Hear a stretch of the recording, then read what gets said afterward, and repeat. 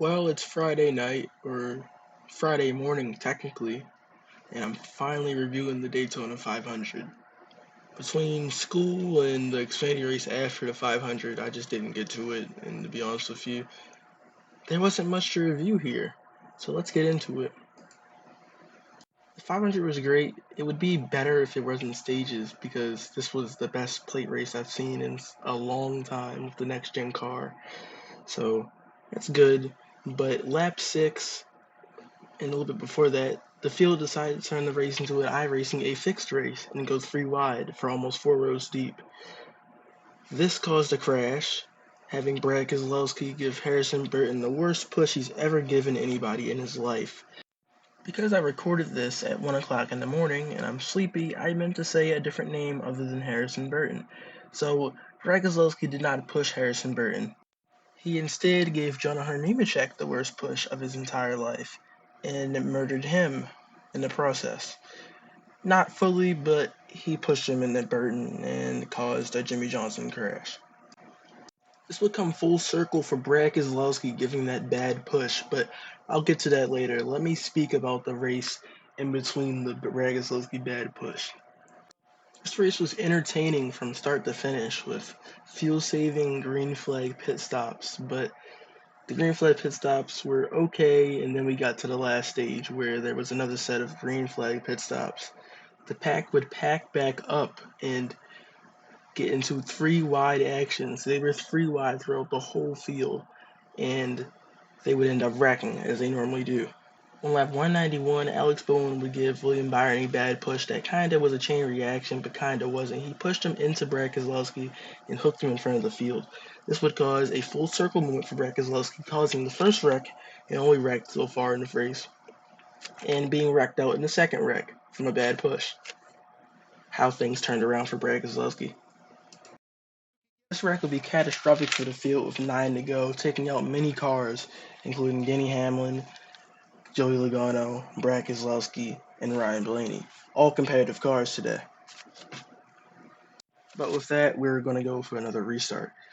On the next restart, Ross Chastain would lead them to the green. Ross Chastain would put up a good fight for the win against William Byron, but eventually he made a move into Austin Cindric, which ended up having him wrecked and spinning across the infield. Now, this is where the race gets a little bit controversial. Chastain would spin onto the infield. Also, Cindric would spin onto the infield in the front stretch.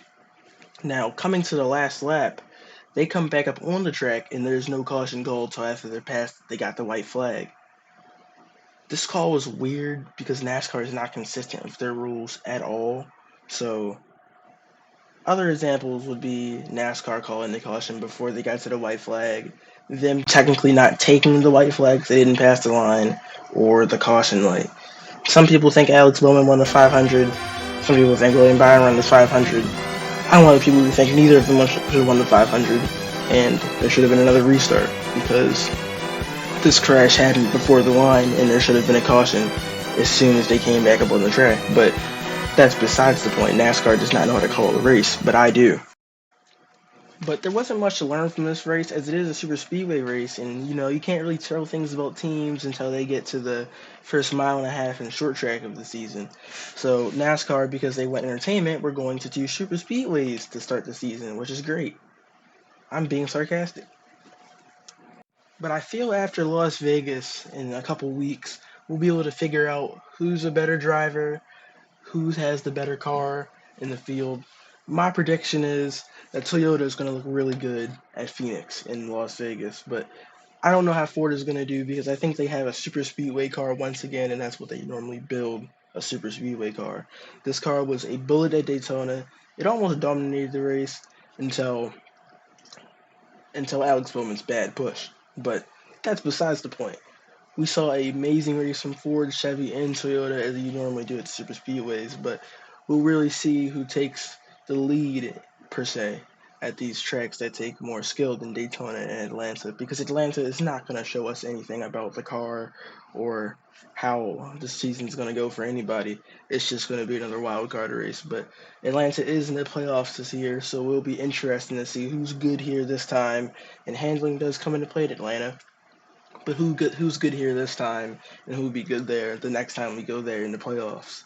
Now, this is a short video that there isn't really much in here. Sorry about that, but I'll be back after the Atlanta race to make another video and put that up on YouTube because that's what I'm doing now.